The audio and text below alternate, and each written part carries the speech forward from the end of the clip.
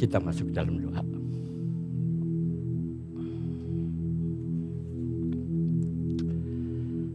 Saatnya tiba ya Tuhan, kami akan mendengar firman-Mu. Oleh karena itu fokuskan hati kami, fokuskan pikiran kami hanya untuk firman ini. Karena firman-Mu yang mengubah hidup kami, firman-Mu yang memberi kekuatan bagi kami.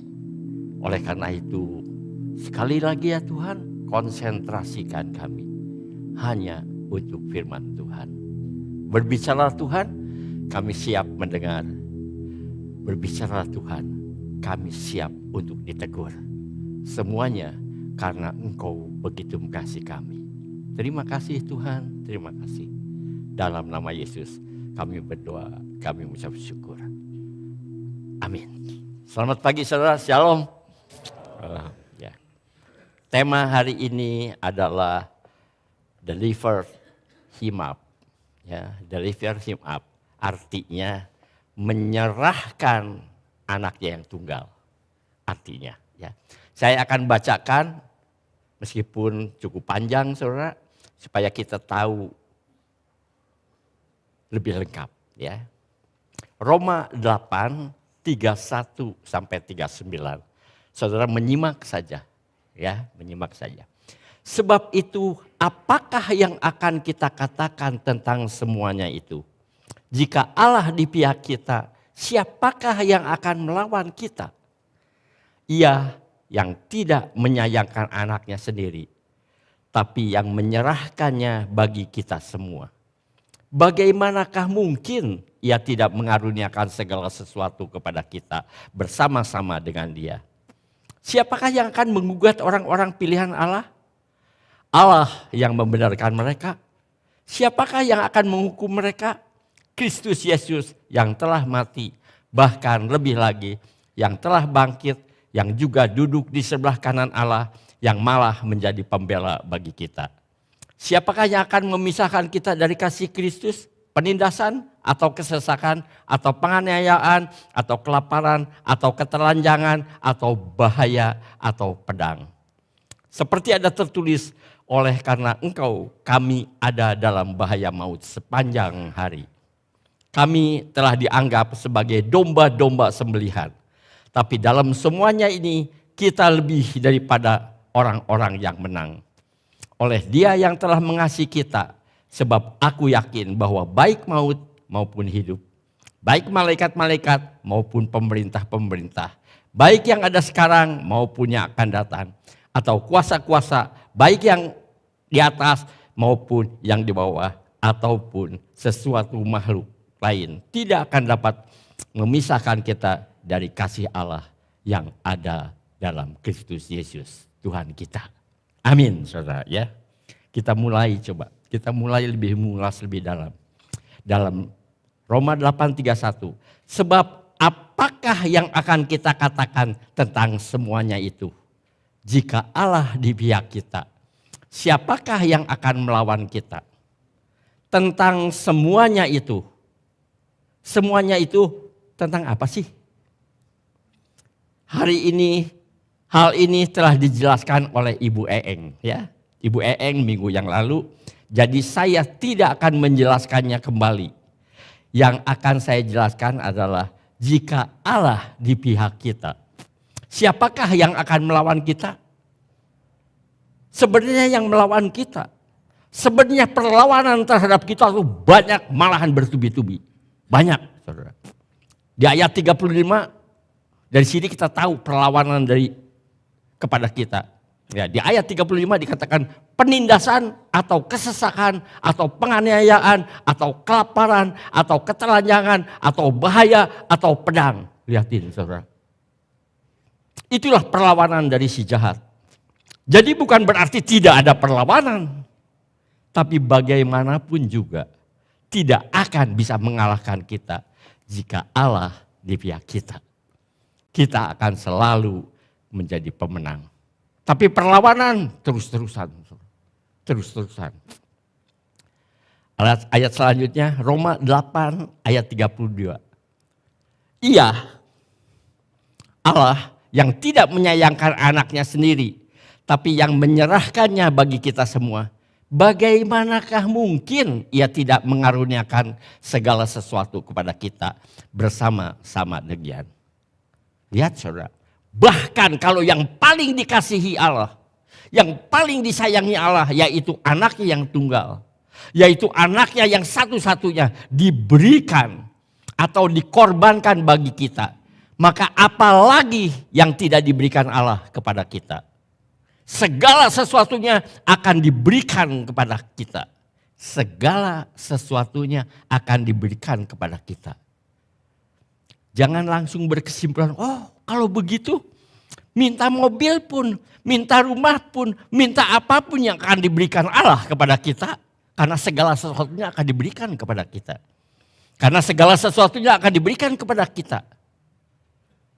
Bukan begitu yang dimaksud oleh Rasul Paulus. Maksudnya kalau anaknya sendiri diberikan Allah kepada kita untuk keselamatan kita, maka apapun juga pasti akan diberikan kepada kita kalau untuk keselamatan kita. Jadi bukan minta mobil pun, minta apapun akan diberikan kepada kita. Bukan saudara. Konteksnya adalah kalau Allah saja tidak menyayangkan, memberikan atau mengorbankan anaknya untuk mati di kayu salib demi keselamatan kita, maka apapun juga akan diberikan kepada kita apabila bermanfaat untuk keselamatan kita. Jadi bukan apapun juga saudara, ada konteksnya. Jadi bukan minta mobil pun, minta apapun akan diberikan kepada kita. Konteksnya adalah kalau Allah saja tidak menyayangkan, memberikan atau mengorbankan anaknya untuk mati di kayu salib demi keselamatan kita, maka apapun juga akan diberikan kita apabila bermanfaat untuk keselamatan kita. Ayat selanjutnya saudara, Roma 8:33. Siapakah yang akan menggugat orang-orang pilihan Allah? Allah yang membenarkan mereka. Siapakah yang akan menghukum mereka? Di dalam Alkitab bahasa Inggris maupun bahasa aslinya saudara, setelah pertanyaan langsung jawaban. Ya, langsung jawaban. Jadi kalau pertanyaan siapakah yang akan menggugat orang-orang pilihan Allah? Setelah pertanyaan langsung jawaban, Allah yang membenarkan mereka. Jadi kalau Allah membenarkan kita, karena Allah membenarkan kita, siapa lawan kita? Ya, kita. Bukan, jadi sebenarnya siapakah yang akan menggugat orang pilihan Allah? Allah yang membenarkan mereka. Bukan tanda tanya lagi saudara. Kalau kita lihat di ayat ini, tanda tanya, bukan. Ya, bukan tanda tanya. Tetapi titik saudara. Allah yang membenarkan mereka. Saya jadi ingat saudara. Pujian di VK, Victory Kid. Kalau Allah ada di pihak kita, siapakah lawan kita? Tidak ada, gitu kan. Pujiannya tidak ada. Dan tidak ada itu tidak dituliskan dalam Alkitab. Kalau saudara baca di Alkitab, tidak ada. Saudara. Memang tidak dituliskan. Sepertinya Paulus berasumsi. Paulus menganggap semua orang juga sudah pasti tahu tidak ada. Jadi Paulus tidak menuliskannya. Jadi tidak ada tulisan tidak ada di Alkitab kita. Karena Paulus bilang setelah pertanyaan langsung jawaban saudara. Jadi gak usah ngomong tidak ada lah. Ya, Paulus berasumsi semua juga udah tahu. Menggugat itu artinya apa saudara? Tidak ada yang menggugat kita. Menggugat itu artinya apa? Menggugat itu sebenarnya keputusan pengadilan sudah diputuskan oleh pengadilan. Keputusan sudah diputuskan. Tapi dicoba untuk dibatalkan dengan naik banding ke pengadilan yang lebih tinggi. Itulah arti menggugat. Perlu saudara ketahui, misalnya saudara kalah dan pengadilan memutuskan saudara dihukum sekian bulan, sekian tahun, atau saudara didenda sekian juta, maka saudara dapat menggugat saudara, dengan naik banding ke pengadilan yang lebih tinggi. Kalau kalah lagi, naik banding lagi sampai pengadilan yang paling tinggi. Kalau di Indonesia yang saya tahu, pengadilan yang paling tinggi adalah Mahkamah Agung. Itu yang paling tinggi. Tidak ada yang lebih tinggi lagi. Jadi tidak bisa naik banding lagi. Tidak bisa digugat lagi. Karena itu sudah paling tinggi. Tidak ada pengadilan yang lebih tinggi. Kalau pada zaman Rasul Paulus, pengadilan yang paling tinggi adalah pengadilan Kaisar. Pengadilan Kaisar. Jadi kalau Kaisar memutuskan bersalah, ya sudah selesai. Saudara. Hukuman dijalankan. Tidak ada naik banding lagi. Karena itu yang tertinggi. Saudara. Karena itu yang tertinggi. Memakai konsep itu. Berpikir seperti itu. Maka Paulus berkata, kalau Allah membenarkan kita, sedangkan Allah adalah hakim seluruh bumi, sedangkan Allah adalah hakim yang tertinggi, maka putusannya final. Tidak ada yang akan berani menggugat. Karena apa? Allah adalah hakim yang tertinggi. Saudara mau setuju tidak setuju, final. Gitu. Jadi kalau Allah berkata engkau benar, maka kita benar. Tidak ada yang bisa menyalahkan lagi. Ingat dari sudut itu, saudara. Ya, kata-kata kita, perbuatan kita. Kalau Allah sudah mengatakannya, tidak ada satupun yang bisa menggugat lagi. Jadi, kalau Allah membenarkan kita, siapa yang berani bilang kita adalah orang yang tidak benar? Siapa yang berani? Karena dia adalah hakim yang tertinggi. Di pandangan Allah, status kita adalah orang benar. Kalau Allah melihat kita, maka dia bilang kita adalah orang benar. Sekarang pertanyaan kembali, siapa yang berani gugat? Dia hakim yang tertinggi. Dia pencipta langit dan bumi dan manusia. Dia yang tertinggi. Di pandangan Allah, status kita adalah orang benar. Artinya apa kalau status orang benar? Bukan berarti kita tidak akan pernah salah. Oh, jadi benar, pasti benar, tidak akan pernah salah. Bukan begitu, saudara, pengertiannya.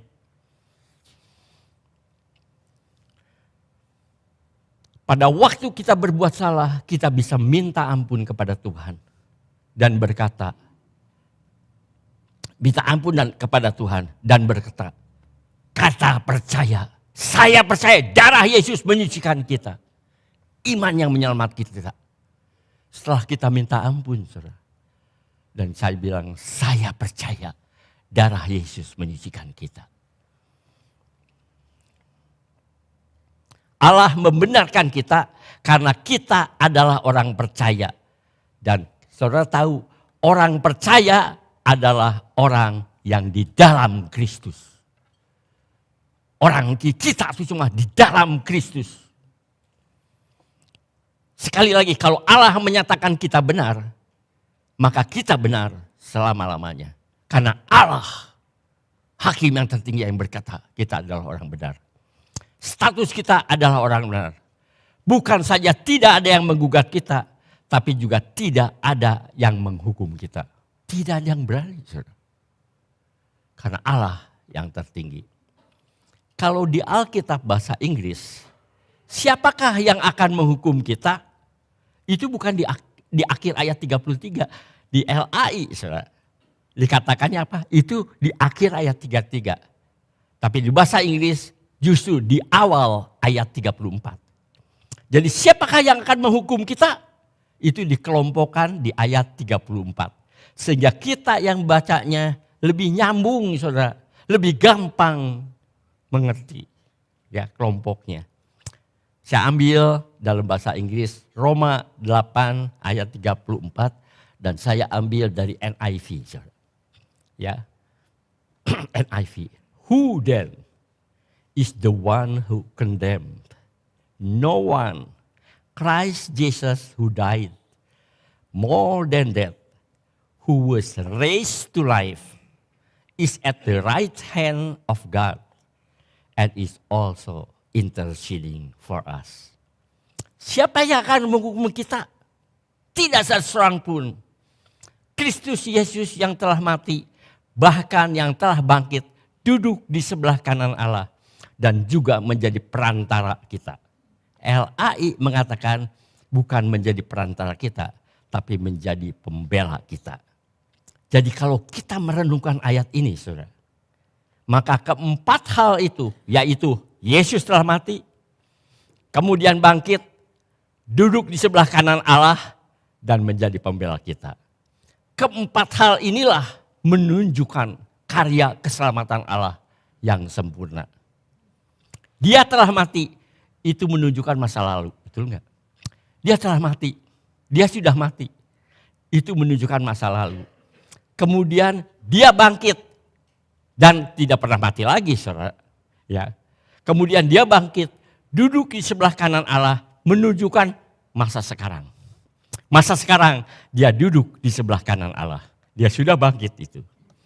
Dia menjadi pembela kita sampai selama-lamanya. Artinya apa? Sampai masa depan kita. Dikatakan ini sampai selama-lamanya, sampai ke depan. Jadi masa lalu, masa sekarang, sampai masa depan. Bukankah itu semua menunjukkan karya keselamatan yang sempurna? Dulu, sekarang, dan akan datang. Keselamatan itu diberikan kepada kita. Jadi Yesus yang disalib, itulah karya keselamatan Allah yang sempurna. Itulah kekuatan dan hikmat Allah. Apakah di sini ada andil perbuatan kita? Ada enggak andil perbuatan kita? Tidak ada, saudara. Tidak ada. Total semuanya karya keselamatan Allah. Kita diselamatkan Allah total oleh Allah. Tidak ada perbuatan kita, saudara.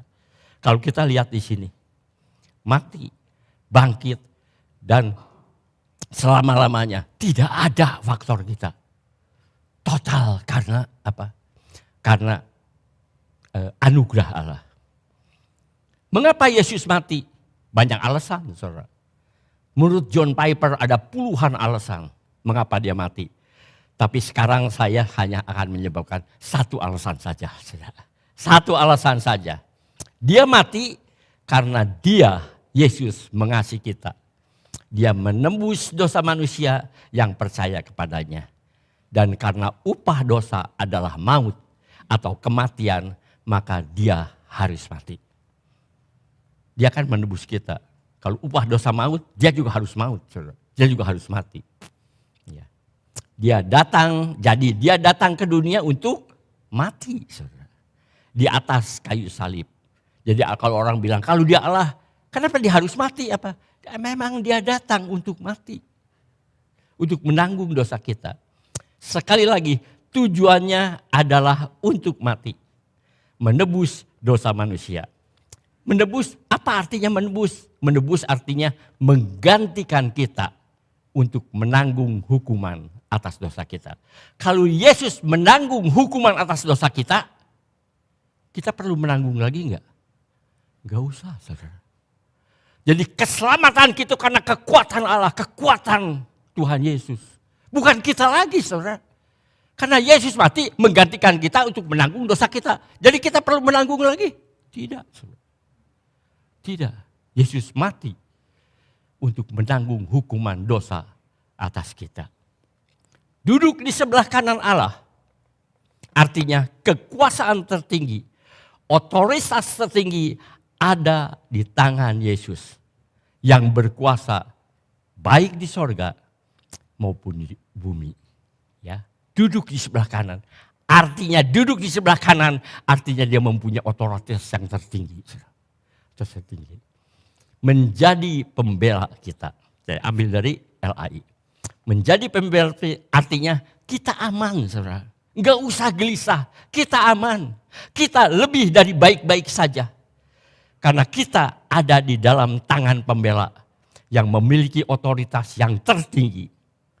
Tapi bukan berarti tidak ada perlawanan, ingat saudara. Bukan berarti tidak ada serangan dari si jahat. Berkali-kali si iblis menyerang kita. Tapi tidak mungkin kita dikalahkan. Karena kita aman di dalam tangan pembela yang memiliki otoritas yang tertinggi. Dan sekarang saudara, yang saya sering dengar, ada beberapa saudara kita. Saya sebut saudara karena apa? Karena dia juga sama dengan kita, saudara seiman. Ada beberapa saudara kita yang menurut saya memiliki konsep berpikir yang salah. Konsep berpikir yang salah. Konsep berpikir yang justru bisa membahayakan. Dia berkata, kalau benar Allah mengasihi kita, sehingga diberikannya anak yang tunggal, Barang siapa yang percaya kepadanya tidak binasa, melainkan beroleh hidup yang kekal. Tapi kalau benar demikian, Allah mengasihi kita. Mengapa bisnisku gagal? Mengapa bisnisku gagal? Mengapa sakitku tidak kunjung sembuh sampai sekarang? Kalau Allah mengasihi kita. Mengapa rumah tanggaku berantakan? Dan mengapa terus? Mengapa? Kalau Allah mengasihi kita. Pertanyaan itu sering terjadi, saudara. Dan itu sebenarnya membahayakan, saudara.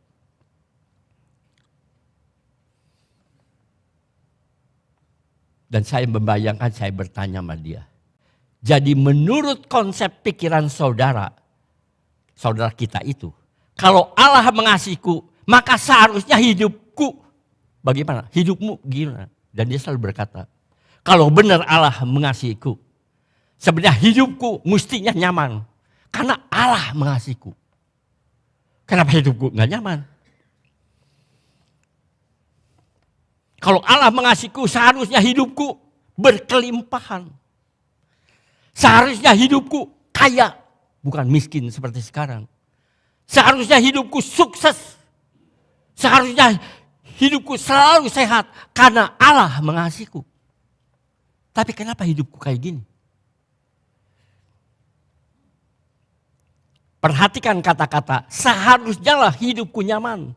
Seharusnya lah hidupku makmur. Seharusnya lah aku kaya. Dan itu semua, kalau saudara pikirkan apa? Keinginan daging dari saudara kita itu. Firman Tuhan berkata, keinginan daging itu bertentangan, berlawanan, kontradiksi dengan keinginan roh. Keinginan daging itu duniawi. Sedangkan keinginan roh itu surgawi. Bukankah firman Tuhan berkata, pikirkanlah perkara yang di atas. Yaitu memuliakan Tuhan, melakukan kebenaran, hidup dalam kekudusan. Bukan perkara yang di bawah. Melakukan keinginan daging kita, melakukan hal-hal duniawi. Konsep berpikir yang salah ini bisa membahayakan kehidupan rohani kita. Dalam 1 Yohanes 2 ayat 15-16. Janganlah kamu mengasihi dunia dan apa yang ada di dalamnya. Jikalau orang mengasihi dunia, maka kasih akan Bapa tidak ada di dalam orang itu. Sebab semua yang ada di dalam dunia, yaitu keinginan daging dan keinginan mata, serta keangkuhan hidup, bukan berasal dari Bapa, melainkan dari dunia. Ingat saudara, jadi kalau orang mengasihi dunia, maka orang itu akan mengikuti keinginan daging dan keinginan mata. Maka orang itu tidak mungkin mengasihi Allah. Tidak mungkin mengasihi Yesus.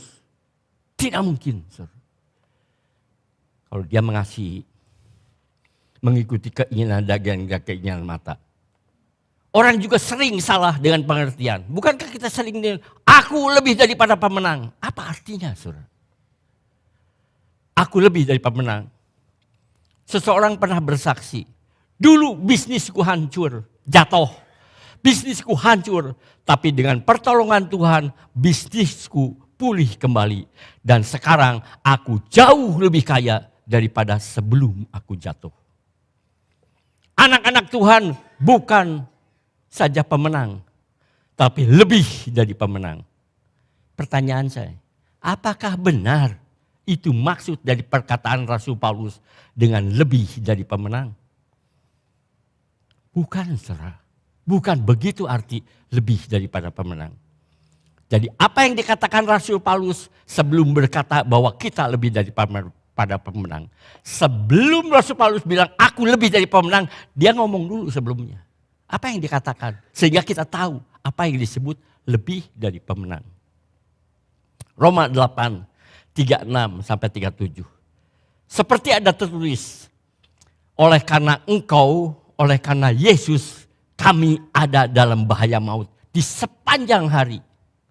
Kami telah dianggap sebagai domba-domba sembelihan. Tapi dalam semuanya itu, yang tadi dikatakan, kita lebih daripada orang-orang yang menang. Lebih dari pemenang. Oleh Dia yang telah mengasihi kita. Tapi dalam semuanya itu, artinya meskipun kita ada dalam bahaya maut sepanjang hari, kami telah dianggap seperti domba-domba yang disembelih, domba-domba sembelihan. Tapi Rasul Paulus berkata, kita lebih dari pemenang oleh Dia yang telah mengasihi kita. Itulah lebih dari pemenang. Kemudian Paulus meneruskan dalam Roma 8:39 ayat selanjutnya. Sebab aku yakin bahwa baik maut maupun hidup, baik malaikat-malaikat maupun pemerintah-pemerintah, baik yang ada sekarang maupun yang akan datang, atau kuasa-kuasa, baik yang di atas maupun yang di bawah, ataupun sesuatu makhluk lain, tidak akan dapat memisahkan kita dari kasih Allah yang ada dalam Kristus Yesus Tuhan kita. Jadi pada waktu kita sakit, pada waktu kita menderita, kita tidak sendirian. Bahkan kita tidak akan pernah sendirian. Karena Allah menyertai kita. Tidak ada sesuatu pun yang dapat memisahkan kita dari kasih Allah yang ada dalam Kristus Yesus Tuhan kita. Bahkan kematian sekalipun, bahkan maut sekalipun tidak akan bisa memisahkan kita dari kasih Allah. Artinya kita tidak akan pernah bisa dikalahkan. Tidak akan pernah bisa dikalahkan. Karena tidak ada yang dapat memisahkan kita dari kasih Allah. Kasih Allah itu melingkupi kita. Itulah yang menyebabkan kita adalah lebih daripada pemenang. Itu artinya kita lebih daripada pemenang. Roma 5 ayat 3 sampai 5. Dan bukan hanya itu saja. Kita malah bermegah. Dan bukan hanya itu saja, kita malah bermegah juga dalam kesengsaraan. Kesengsaraan kita. Karena kita tahu bahwa kesengsaraan itu menimbulkan ketekunan, dan ketekunan menimbulkan tahan uji, dan tahan uji menimbulkan pengharapan, dan pengharapan tidak mengecewakan karena kasih Allah telah dicurahkan dalam hati kita oleh Roh Kudus yang telah dikaruniakan kepada kita. Jadi bukan hanya itu saja. Artinya bukan hanya kita itu lebih dari para pemenang. Kita malah bermegah. Bermegah itu apa ya? Bangga. Kita malah bermegah dalam kesengsaraan.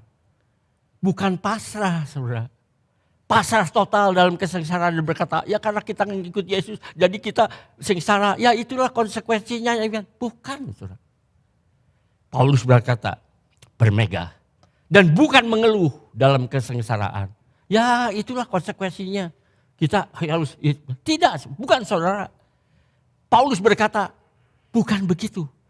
Kita malah bermegah dalam kesengsaraan itu.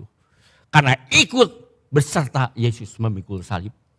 Bermegah dalam kesengsaraan. Karena kesengsaraan menimbulkan air mata. Begitu saudara? Tidak, saudara. Tidak. Alkitab tidak pernah berkata, karena kesengsaraan menimbulkan air mata. Enggak, saudara. Itu orang dunia. Tidak, Alkitab tidak pernah mengatakan kesengsaraan menimbulkan air mata. Enggak ada ayatnya di Alkitab, saudara. Untuk anak-anak Tuhan, kesengsaraan menimbulkan ketekunan. Bukan kekecewaan, saudara. Dan ketekunan menghasilkan tahan uji. Tahan banting, saudara. Tahan uji.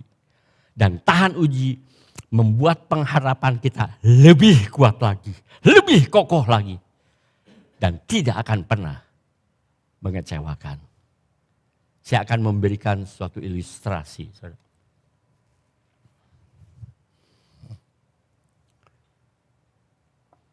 Saya pikir bahannya banyak, jadi saya harus rada cepat. Nggak tahu mah kecepatan saya kayaknya.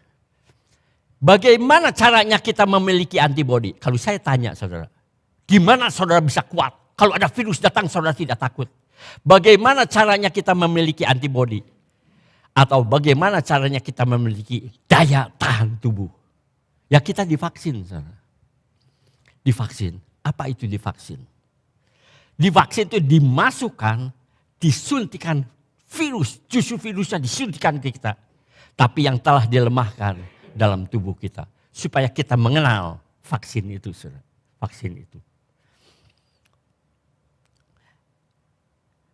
Untuk mengaktifkan antibodi kita.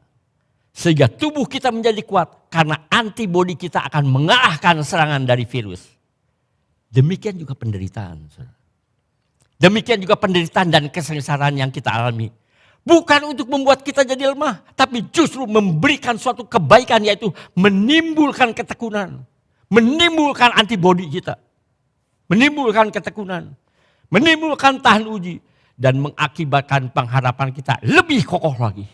Lebih kokoh lagi. Atau dalam bahasa Inggris, menimbulkan perubahan karakter. Yaitu memiliki karakter yang dewasa. Yang mengakibatkan pengharapan kita lebih kokoh lagi. Lebih kokoh lagi. Setelah kita mengalami banyak penderitaan, kesengsaraan, maka Roma 8 ayat 28 mengatakan, kita tahu sekarang bahwa Allah turut bekerja dalam segala sesuatu. Tuhan gak pernah meninggalkan kita pada waktu kita di lembah kekelaman. Tidak. Justru pada waktu itu Allah turun tangan. Allah turut bekerja dalam segala sesuatu. Segala apapun juga. Untuk mendatangkan kebaikan bagi mereka yang mengasihi Dia. Penderitaan dan kesengsaraan bukan untuk membuat kita jadi lemah. Bukan untuk menjadi lemah. Disuntik vaksin bukan membuat kita lemah. Tapi untuk membangkitkan daya tahan tubuh kita. Tapi justru untuk kita menjadi lebih kuat. Kalau saya boleh memilih, saudara, kesembuhan penyakit saya atau kesembuhan karakter saya, bagi saya kesehatan karakter saya lebih utama daripada kesehatan tubuh saya. Karakter saya lebih utama karena lewat karakter saya akan memikirkan hal yang di atas. Saya akan lebih memuliakan Tuhan. Sedangkan kalau kesehatan tubuh tidak begitu, saudara. Sekali lagi, bagi saya kesehatan karakter saya lebih utama daripada kesehatan tubuh saya. Itulah memikirkan hal yang di atas, bukan hal yang di bawah. Amin. Saya undang saudara bangkit berdiri. Tuhan sempurnakan khotbah ini. Hamba-Mu membawakannya dengan penuh kekurangan. Hamba-Mu tidak bisa menyempurnakannya. Tapi hamba-Mu percaya. Kau tahu kerinduan hamba-Mu. Pada waktu hamba-Mu mempersiapkan, hamba-Mu mau kita lebih mendekat lagi kepada Tuhan. Hamba-Mu tahu bahwa memikirkan hal di atas itu lebih penting daripada memikirkan hal yang di bawah. Memikirkan tentang kemuliaan Allah. Itulah tujuan dari hidup kami. Terima kasih Tuhan, terima kasih. Sempurnakan Tuhan. Sehingga kami bukan menjadi Kristen yang anak-anak. Tapi menjadi Kristen yang dewasa. Terima kasih Tuhan, terima kasih. Kami akhiri ya Tuhan ibadah ini dengan penuh rasa syukur. Hanya dalam nama Tuhan Yesus Kristus, Juru Selamat dan Penebus kami yang hidup. Dan sekarang saudara, marilah kita angkat tangan kita. Kiranya berkat dari Allah Bapa, kasih karunia damai sejahtera dan sukacita daripada Tuhan Yesus dan persekutuannya Roh Kudus menyertai saudara dari pagi hari ini sampai Maranatha kedatangan Tuhan Yesus yang kedua kali. Amin.